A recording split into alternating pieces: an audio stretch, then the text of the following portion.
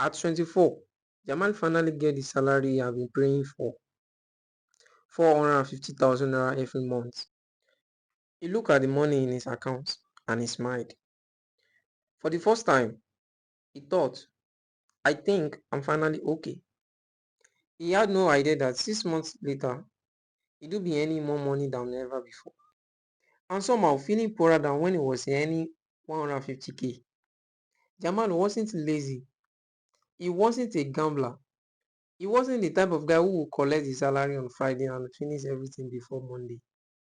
He was actually carefully with money. At the time, he was earning about 150k a month. It wasn't enough to live the life he wanted, but somehow he managed. He do wake up, going to work, take public transport, eat mostly at home, and avoid spending money on things he did not really need. Sometimes his friend will invitate him out and he do say, guy, I don't really get money for this. And they do laugh at him, but Jamal don't really care. He had a plan. Then one day, everything changed. Jamal got a better job. His new salary is 350k, almost twice of what he was earning before. When that first 350k entered his account, Jamal just looked at his phone. He smiled. Finally, for the first time in a long time, he felt like he could actually breathe. And honestly, who will not? You have been managing 150k every month, and suddenly you are seeing 350k sitting in your account. Jamal told himself, I've suffered enough. Let me enjoy small. So he bought a new phone, nothing crazy. Then he started eating out more often, nothing crazy. He started using Uber instead of taking bucks everywhere, still nothing crazy. Then he moved into the nicer apartment. I'm earning 350k now. I should at least live better life. It made sense. And that is where the problem started. Not because Jamal suddenly became a bad person, but because every improvement started feeling normal. The phone that was first expensive before became normal. The restaurants that used to be for special occasions became normal. The expensive apartment became normal. Even spending 10k, 20k on something unnecessary stopped feeling like big deal. Then 6 months later, the man got another rise, 450k. He was excited, but something strange happened. He did not feel much richer. His expenses had already catch up with him. He was still waiting for payday, still checking his accounts near the ending month, still saying, where did all this money go? Then one Saturday, his car developed a problem.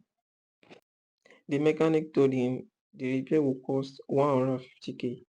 Jamal wasn't worried at first. He will just pay.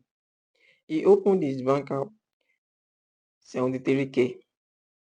He checked again, the same number. He sat there quietly. I think that was the first time Jamal really asked himself, how am I earning 450k and I can't handle 150k? That question is different because he remembered when he was earning 150k. He wasn't rich then, but somehow he was surviving. Now he was earning 3 times more and still felt broke. That is when Jamal realized something. His salary had increased, but his standard of living had increased with it. The more he earned, the more expensive his life became. And here is the scary part. Jamal wasn't buying good chairs. He wasn't throwing money away every night. Most of the things he was spending money on were things people would consider normal. That is exactly why the trap is dangerous. You don't wake up one morning and decide, I want to become financially unstable. It happens gradually. Your income goes up, your expenses go up. Then your income goes up, your expenses follow again. And before you realize it, you have earned an amount you once dream about. but you are still waiting for the next salary. That is lifestyle inflation. And there is a simple way to think about it. If your income increased from 200,000 to 400,000, but your expenses also increased from 180 to 380, you did not actually became more wealthy. Not really. You simply became more expensive to maintain. And that is the lesson Jamal learned. Making more money is good.